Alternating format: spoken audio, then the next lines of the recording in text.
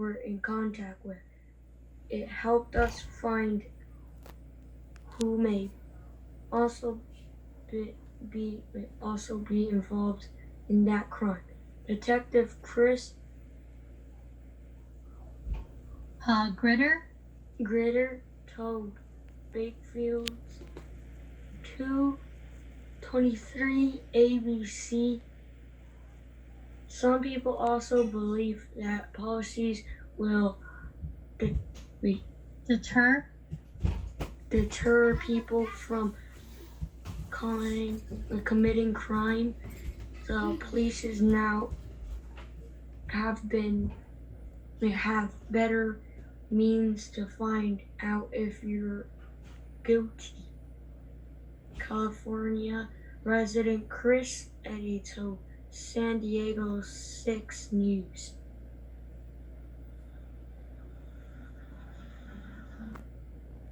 The last part, furthermore,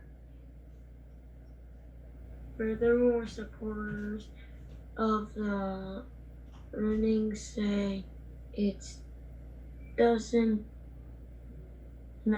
not violate the Fourth Amendment.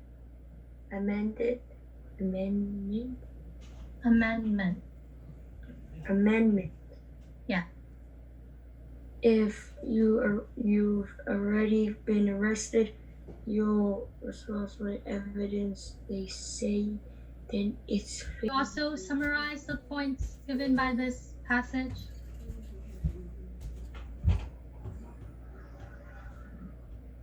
Just tell us what you just read was about.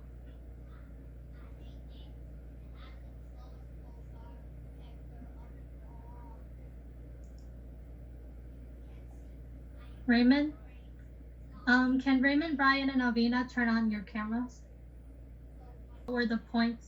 So what was this passage about? It's about police. Yeah, what about police?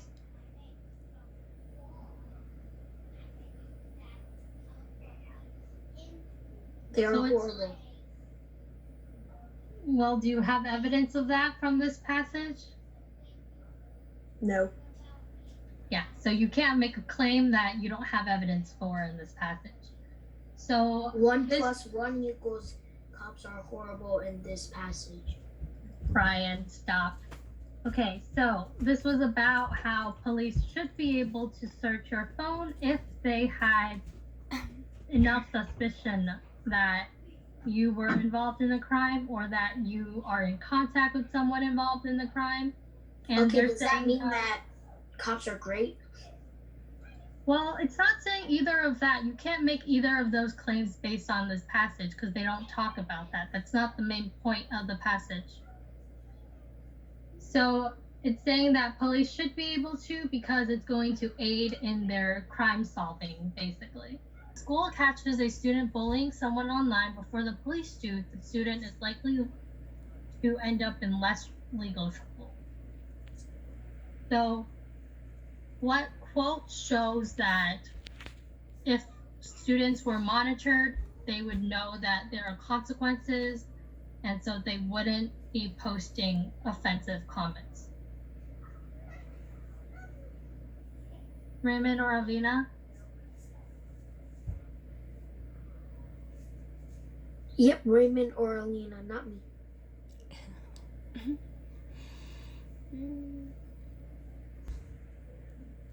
Yes. You see consequences in the 4th paragraph.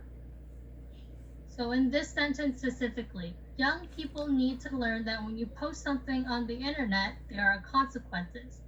Kids should not be misbehaving on social networking sites in the first place. So we can actually just use this as our quote. To post something that's inappropriate or mean to another kid on the internet. And so what you said, and so if teachers or parents were the one who were supervising you when you were using your phone, then you wouldn't be able to post these mean comments. So like it would help avoid a lot of cyberbullying. You can just write that into a sentence. So supervise. Brian, can you answer my question? So how can we argue against this?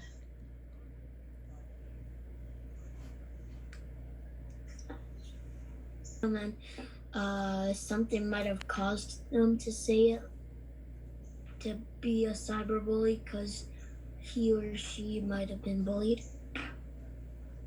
So you're saying that if the student was bullied, then normal that they go on and bully another person? No. He might have been mad. Or maybe the guy who, the person who he or she wrote about, said something bad. Probably said she was a frog or something. So that kind of feeds into why there should be supervision. But right now we're going back to our original claim. So we're saying that they shouldn't look through our phone. And the idea that you pitched earlier was that they shouldn't look through our phone because it's our property and it's privacy. Yeah, but also what you said before, you told me before that it's the parents' responsibility because it's outside of school.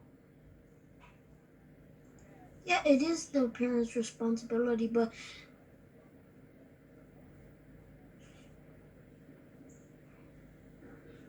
parents' responsibility. Yeah.